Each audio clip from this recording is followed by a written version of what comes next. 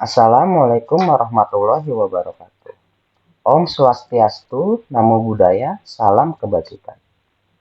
Yang terhormat, Bapak Insinyur Abrianto, MM, selaku penanggung jawab dan dosen pengampu mata kuliah Pendidikan Anti Korupsi dan Etik UMB yang saat ini sedang berjalan perkuliahannya, serta teman-teman kelas dan para penonton YouTube channel ini.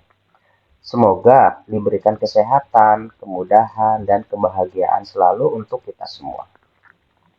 Perkenalkan, nama saya Fadilah Hidayat dari Fakultas Psikologi Reguler 2 Universitas Mercubuana. Pada video kali ini, saya akan mencoba memaparkan hasil pembelajaran yang saya lakukan di mata kuliah Pendidikan Anti Korupsi dan Etik UMB. Topik pembahasan yang saya angkat adalah integritas anti korupsi. Baik, mungkin akan saya mulai dengan pengenalan pemahaman tentang sebuah integritas terlebih dahulu. Integritas adalah prinsip moral dan etika yang mencerminkan kejujuran, ketulusan, dan moralitas seseorang. Selain itu, integritas melibatkan konsistensi antara perkataan, tindakan, serta komitmen untuk bertindak sesuai dengan nilai-nilai yang benar dan mengikuti standar moral yang tinggi. Integritas merupakan dasar yang kuat dalam membentuk karakter dan kepribadian yang baik, serta merupakan fondasi penting dalam pembangunan kepercayaan, kredibilitas, dan hubungan yang sehat dengan orang lain. Secara umum, integritas mengacu pada kesesuaian antara perkataan dan tindakan seseorang.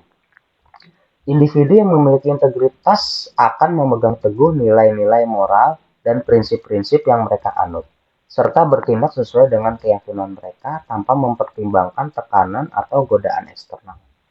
Mereka berkomitmen untuk bertindak secara konsisten dengan apa yang mereka yakini benar, bahkan ketika menghadapi kesulitan atau konsekuensi negatif.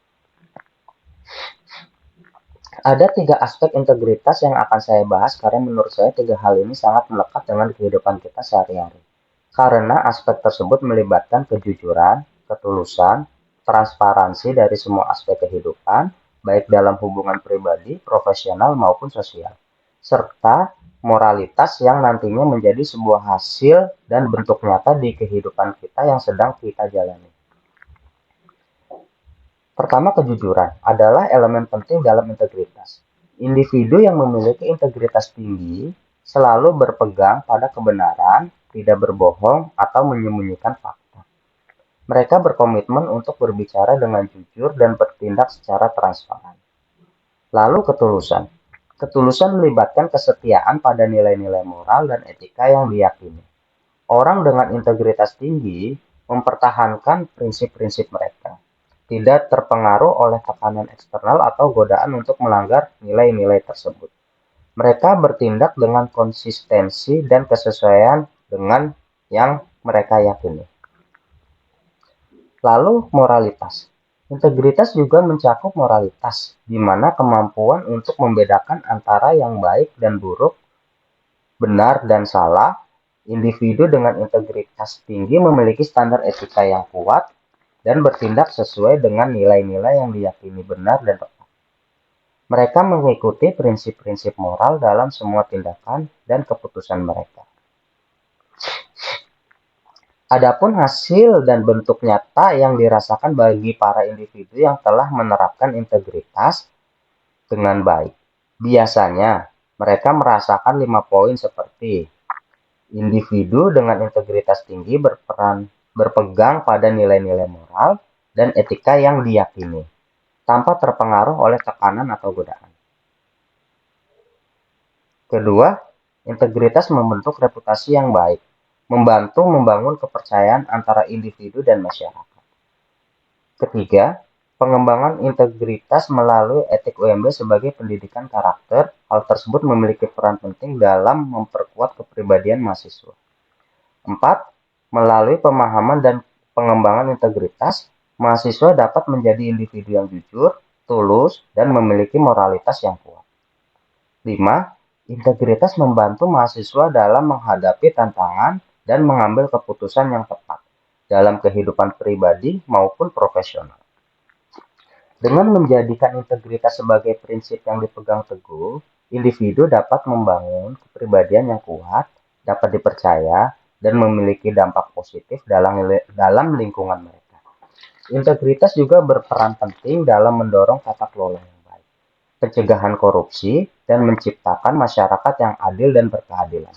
Oleh karena itu, pengembangan integritas melalui etik UMB yang saat ini saya sedang lakukan di perkuliahan pendidikan anti korupsi dan etik UMB adalah salah satu pendidikan karakter yang menjadi langkah penting dalam memperkuat kepribadian dan membentuk generasi yang berintegritas. Lalu selanjutnya saya akan membahas tentang korupsi. Mungkin teman-teman semua sudah tidak asing lagi dengan bentuk kata korupsi yang mungkin sering terdengar di berbagai macam platform media elektronik. Korupsi sendiri dapat dikatakan sebagai tindakan penyalahgunaan kekuasaan atau jabatan oleh individu maupun suatu kelompok untuk memperoleh keuntungan pribadi, baik dalam bentuk uang, barang, ataupun layanan. Korupsi melibatkan penggunaan ilegal atau tidak etis dari sumber daya publik atau posisi kekuasaan untuk kepentingan pribadi, dengan mengabaikan kepentingan masyarakat dan negara. Tindakan korupsi dapat mencakup berbagai bentuk, termasuk penerimaan suap, pemerasan, nepotisme, penyuapan, penggelapan dana, markup dan kontrak atau lelang, dan manipulasi data dan informasi. Selain itu, korupsi tidak hanya terbatas pada sektor pemerintahan, tetapi juga dapat terjadi dalam sektor swasta, institusi sosial lainnya. Ada beberapa identifikasi korupsi yang terjadi. Pertama, kurangnya transparansi. Salah satu penyebab utama korupsi adalah kurangnya transparansi dalam proses pengambilan keputusan dan pengelolaan sumber daya publik.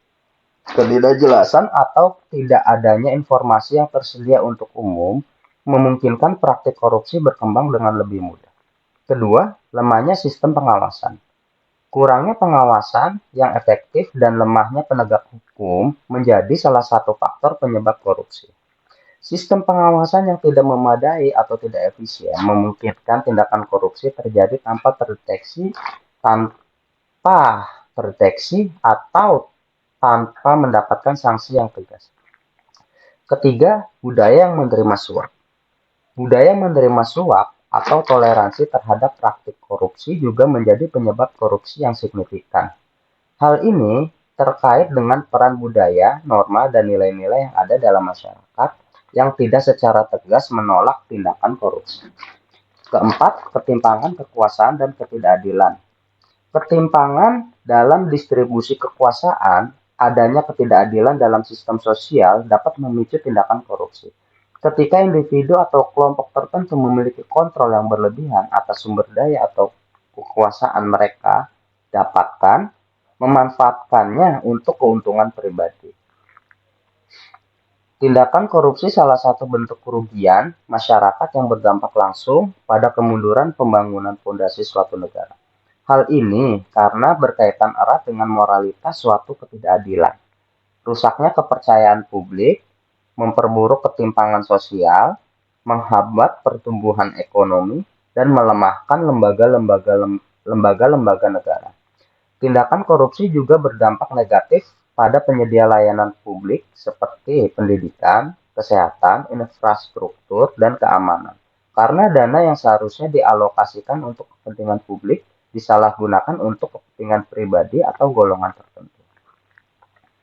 Selain itu, ada bentuk karakteristik dan motif korupsi di Indonesia yang mungkin sering kita jumpai. Pertama, kesempatan. Pelaku korupsi sering memanfaatkan kesempatan yang ada dalam posisi atau jabatan mereka untuk melakukan tindakan korupsi. Kedua, motivasi keuntungan pribadi. Motivasi finansial atau materi merupakan pendorong umum bagi pelaku korupsi di Indonesia. Mereka berupaya untuk memperoleh keuntungan pribadi dari tindakan korupsi yang dilakukan. Ketiga, rendahnya integritas.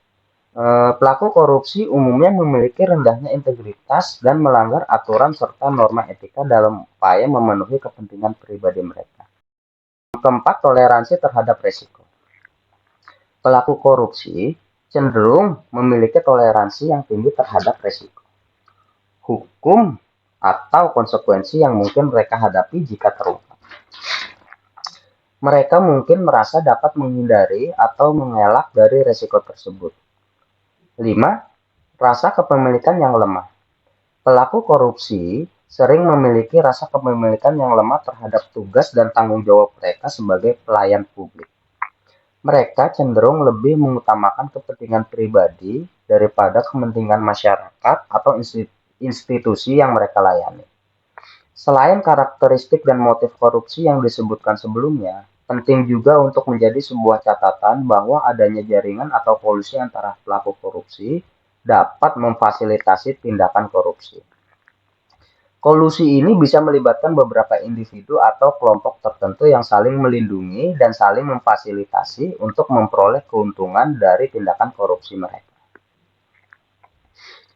Di Indonesia sendiri, terdapat sebuah undang-undang yang mengatur tindak pidana korupsi, yaitu Undang-Undang Nomor 31 Tahun 1999 tentang Pemberantasan Tindak Pidana Korupsi, sebagaimana telah diubah menjadi Undang-Undang Nomor 20 Tahun 2001. Berdasarkan pasal-pasal tersebut, korupsi dirumuskan ke dalam 30 bentuk tindak pidana korupsi. Namun, pada dasarnya, ke-30 bentuk tindak pidana korupsi tersebut dapat dibedakan menjadi 7 kelompok, yaitu kelompok korupsi yang terkait dengan kerugian keuangan negara, korupsi terkait dengan suap-menyuap, korupsi terkait dengan penggelapan dalam jabatan, korupsi terkait dengan pemerasan, korupsi terkait dengan perbuatan curang, korupsi terkait dengan benturan kepentingan dalam pengadaan, dan terakhir korupsi yang terkait dengan gratifikasi. Adapun pencegahan dan upaya yang dilakukan pemerintah untuk memberantas korupsi dengan melakukan sinergi kepada setiap lembaga instansi aparat penegak hukum seperti Komisi Pemberantasan Korupsi atau KPK, Kepolisian Republik Indonesia atau Polri, dan Kejaksaan Agung. Ada beberapa ringkasan yang saya coba bahas dalam bentuk upaya-upaya yang dilakukan oleh ketiga lembaga tersebut. Yang pertama, Komisi Pemberantasan Korupsi.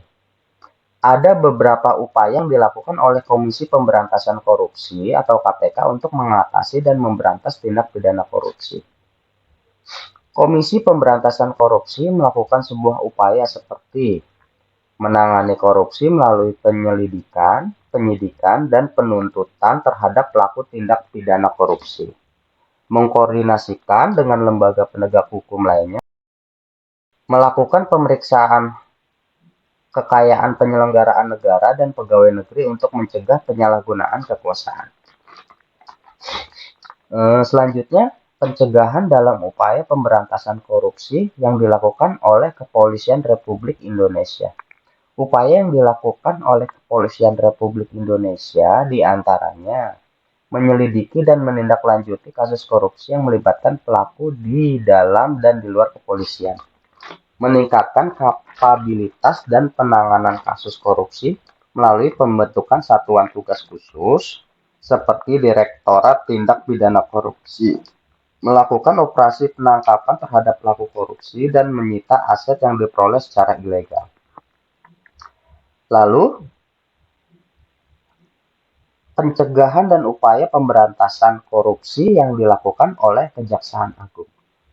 Kejaksaan Agung juga melakukan upaya dalam menindak para pelaku korupsi dengan upaya menangani kasus korupsi melalui penyelidikan, penyidikan, dan penuntutan terhadap pelaku tindak pidana korupsi, mengkoordinasikan dengan lembaga penegak hukum lainnya, seperti KPK dan Polri, dalam rangka penanganan kasus korupsi, melakukan pemeriksaan harta kekayaan, penyelenggaraan negara, dan pegawai negeri untuk pencegahan penyalahgunaan kekuasaan. Namun tidak sampai situ saja. Pemerintah Indonesia juga berupaya melakukan sinergi yang dilakukan oleh lembaga instansi aparat penegak hukum dengan melakukan kolaborasi dalam penanganan kasus korupsi. Ada 5 poin kolaborasi yang saya bahas kali ini. Yang pertama, kerjasama dalam penyidikan dan penyelidikan. Kejaksaan Agung, KPK, dan Polri saling berkoordinasi dalam penyelidikan dan penyidikan kasus korupsi. Mereka dapat berbagi informasi, bekerja sama dengan tim gabungan yang dibuat atau melibatkan unit atau satuan tugas khusus untuk menangani kasus korupsi dengan lebih efektif. Kedua, pertukaran informasi. Ketiga instansi saling berbagi informasi terkait kasus korupsi yang sedang ditangani. Informasi tersebut mencakup data, bukti, dan temuan terkait pelaku, modus operandi, atau aset terkait dengan tindak pidana korupsi. Pertukaran informasi yang efektif memperkuat kerjasama dan mempercepat proses penegakan hukum. Ketiga, koordinasi dan kolaborasi. Kejaksaan Agung, KPK, dan Polri melakukan koordinasi dan kolaborasi dalam mengkoordinasikan upaya pemberantasan korupsi. Mereka dapat mengadakan pertemuan, rapat, atau pembentukan tim kerja bersama untuk merencanakan strategi dan langkah-langkah penanganan kasus korupsi. Keempat, pendampingan dan bantuan teknis. KPK dan Kejaksaan Agung dapat memberikan pendampingan dan bantuan teknis kepada Polri dalam penanganan kasus korupsi. Hal ini dapat berupa pelatihan, pengembangan kapabilitas investigasi, atau pemahaman mengenai aspek hukum dalam kasus korupsi. Kelima, harmonisasi kebijakan dan peraturan. Ketiga instansi dapat berkoordinasi dalam penyusunan kebijakan dan peraturan terkait pencegahan dan pemberantasan korupsi. Mereka dapat saling mengkaji dan menyelaraskan regulasi yang berlaku untuk memperkuat kerangka hukum yang efektif dalam memerangi korupsi. Slide selanjutnya, saya akan membahas tentang dampak-dampak perilaku yang dapat kita rasakan langsung. Yang pertama mungkin saya bahas adalah pelemahan hukum di Indonesia, khususnya yang dialami Kejaksaan Agung, di mana pada tahun 2022, sejarah terburuk dalam pengadilan Indonesia terdapat 2 hakim agung yang ditahan KPK, yang notabene dipercaya masyarakat, membuat masyarakat ragu apakah upaya yang dilakukan oleh aparat penegak hukum telah tepat sasaran. Selain itu, lambatnya proses legalitas atas regulasi RUU perampasan aset yang sampai saat ini belum ada kejelasan kapan dapat direalisasikan. Selanjutnya, kasus-kasus korupsi dan kerugian negara dari hasil tindakan korupsi yang dilakukan beberapa individu atau suatu kelompok. Dari hasil data survei yang dilakukan oleh Indonesian Corruption Watch atau ICW, yang bersumber dari daftar isian pelaksana anggaran DIPA tahun anggaran 2022, Kejaksaan, Kepolisian, dan KPK, di mana target penindakan aparat penegak hukum dalam melakukan tindak pidana korupsi memiliki target 2.772 kasus dan terrealisasi sekitar 1.396 tersangka dari 579 kasus yang ditaksir membuat kerugian negara mencapai 42.747 triliun rupiah. Dan sumbangan terbesar adalah dari penyalahgunaan anggaran, kegiatan proyek fiktif, dan markup. Hal tersebut adalah 3 modus terbesar dalam menghasilkan kerugian negara. Selain itu, ada pula cakupan korupsi yang terjadi meliputi banyak sektor dari desa sampai sektor kementerian. Artinya, memang budaya korupsi yang terjadi di Indonesia sudah sangat melekat erat dan mendarah daging. Jadi, penjabaran saya sebelumnya, saya memiliki kesimpulan bahwa integritas memainkan peran krusial dalam pencegahan dan pemberantasan korupsi. Dampak masif korupsi di Indonesia mencakup kerugian keuangan negara, merugikan perekonomian, ketimpangan sosial, melemahkan institusi dan sistem pemerintahan, merusak etika dan moralitas, serta merugikan layanan publik.